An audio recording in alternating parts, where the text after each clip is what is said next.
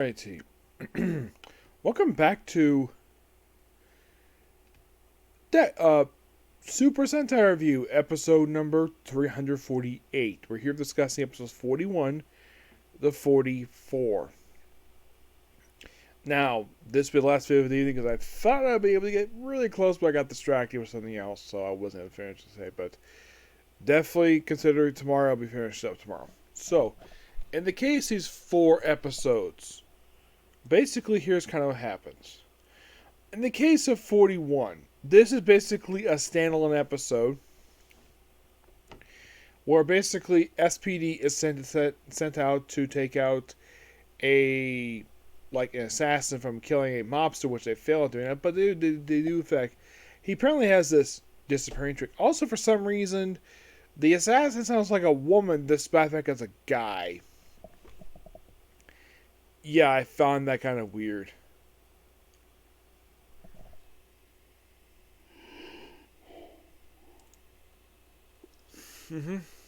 Yes.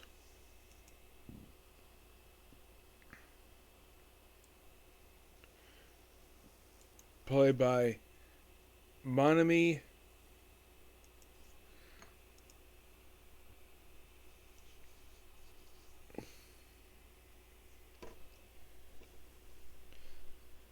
Takayama. Yeah, so they had this technique. Yeah, I was right, definitely was a woman. Yeah, and aside from appearing in this series, this is interesting. She's best known for playing Conan from Case Closed. Yep, she's a Japanese dub actor. She also been Hack Catch Picture and Axel from Mega Man X. But this is like her only Super Sentai appearance she ever made. I found that to be interesting. Yes.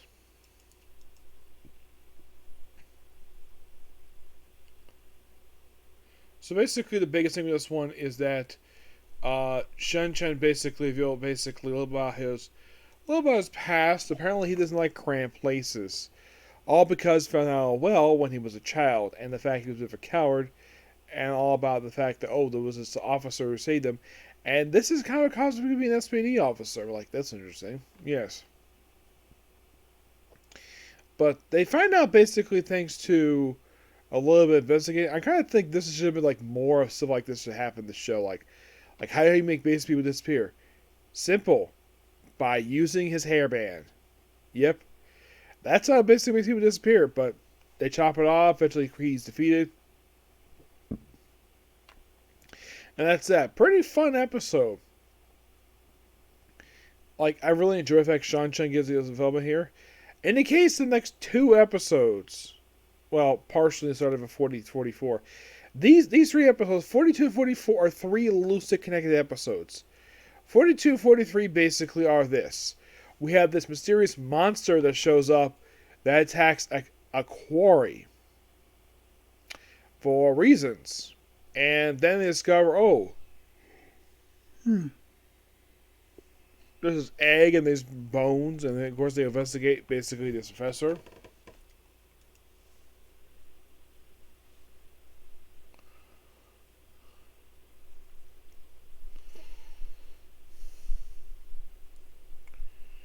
Yeah, also this episode, we find out early on in the episode, we have Bon and Hoji is driving, of course, a stop by a pizza girl, and Bon's like, "Did you order money for a pizza you ordered?" No. This pizza girl is Hoji's sister, Miwa, who's getting married. And apparently he doesn't give a damn with the fact that the sister's getting married. I'm like, seriously, dude? Your sister's getting married and you basically just don't care? Was like me with my sister. I was very happy to see her get married. Of course, basically now this year marks 7 years since she and her husband got married, and they have a daughter together. My niece, Penelope. He's currently 4 years old. It's a adorable little girl. So, yeah. So basically she tells him, "Oh yeah, we have rehearsal dinner at 3 o'clock." Which, of course, he's late for because he bonds to the episode. Yep. Yeah, and of course, like, Bond knows about it. T knows nothing about this at all. And of course, then eventually she's contacted them, like, oh, have the whole team basically come to, well, her wedding, everybody. And they had their rehearsal dinner, and it seems like, though, like out of the wedding, maybe half an hour screen, it's like, it's not mentioned next episode. It's like, did she get married? Because she pops up in the episode very briefly, and then, of course, they think they do the monster the last episode. By the way, the whole thing with this monster is he basically wants to, like, he's actually a hired monster for another creature who actually poses as an astronomer. I'm like, that's interesting. Yeah. And the reason why I came here, he says, Age Abra said it was okay. Like, really?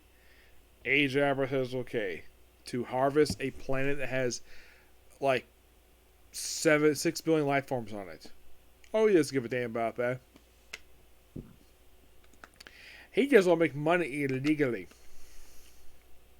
So, they think to feed the monster the episode, but then the next episode, the monster is actually alive.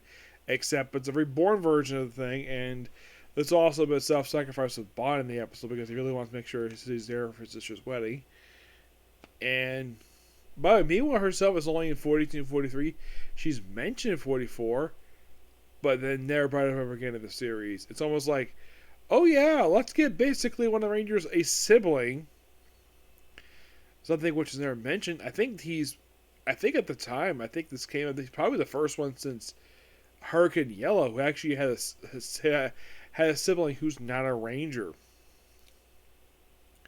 Because if you're curious though, did Abba Ranger have a sibling? No.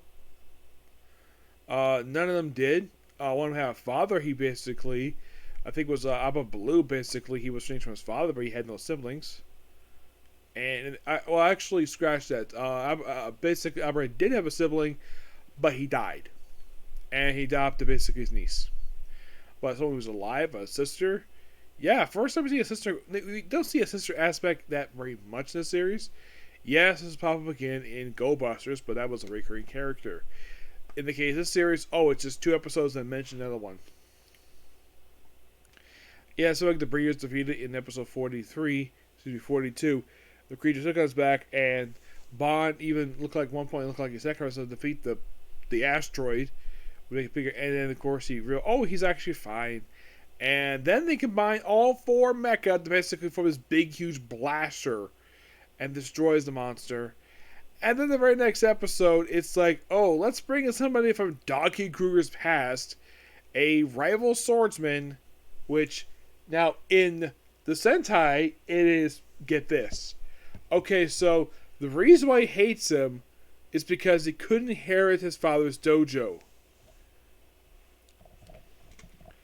Because he had no control over his over his power. Doggy did. And also, he apparently had been tricking 999 stars across the galaxy, tricking them and killing them. All power. If you're curious, though, did he pop up Power Rangers? He did. He was also a rival of Doggy Kruger in that one, except it wasn't for, swordsman power. Oh no. I looked up. Apparently, he was a rival for the love of Doggy Kruger's wife. Yes, seriously, he wanted Doggy Kruger's wife. They fought for her. Doggy won, and he married her. And then she, apparently died, and she came back into the series. But I'm glad they kept the rivalry aspect into them. But yeah, and they also that basically a story for this one where he's taking all the Rangers' badges. He takes Hoji, Imiko, Shan-chan, and he takes Doggy Kruger's badge. The only people's badges not taken. Oh, by the way, also Tatsu's badge is taken too. The only people's badges not taken this episode is Bond, Jasmine, Swan. Yeah, 3. I'm like, that's interesting.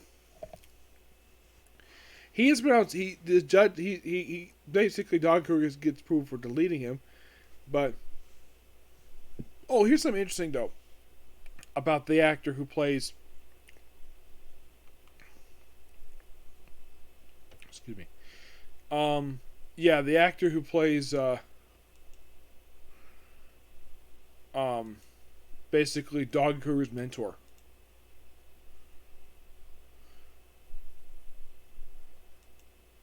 His name is, well, he's voiced by Hikaru Sabatia.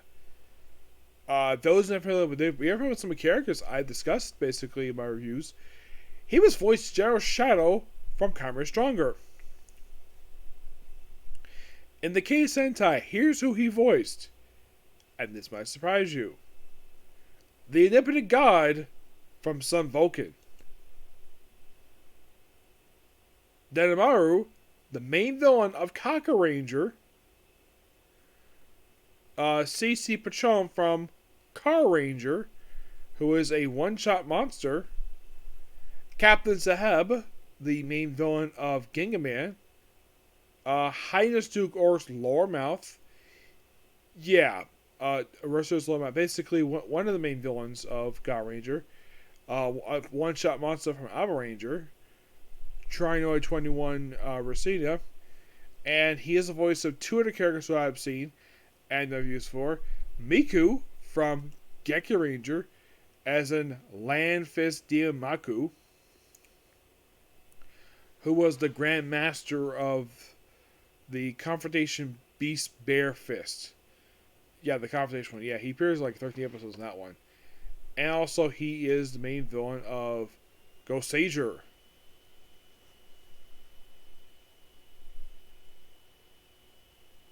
Well, Goseiger, epic on the movie. He is Gentan of the Supernova. Yeah, it was one last remnant from the Warsar, which is interesting. Yeah, so in a way, when it comes to voicing characters in Sentai, I'm done with him.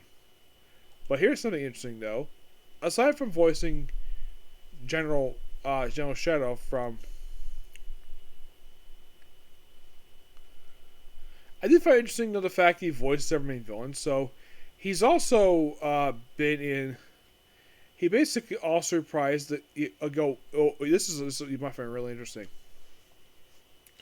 He did voice General Jark for 2 episodes of Black RX in 45 and 46.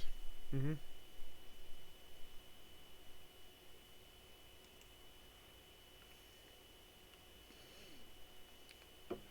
Yeah, he took over from the original actor, Seiji Katsu, which I basically discussed this guy already. When I discussed him when he, I think he was the Detective Chow from Dekaranger. Mm-hmm. I do find interesting though the fact that Dekaranger brings back like 2 guys who voiced main villains from previous Sentai series to play one character in this one. I find that really cool. And one thing I did notice this episode feels a lot like some of the footage in this one may have been reused for the Dekaranger. I think it was the SPD and I think it was the first team up they had with not the second one, the first one. Yeah, that's what I feel like, anyways. But damn good 4 episodes. Loved it. Can't wait to discuss the last 6 episodes of this series, which I will definitely finish up tomorrow. But I'm going to watch a little bit tonight, okay? So yeah, that's particularly a particular view. Please be sure to like, comment, subscribe, turn notifications, and do not hit the dislike button. So tomorrow, I'm going to cap up Dekaranger. And maybe I might get a chance to watch Kamen Rider. I don't know.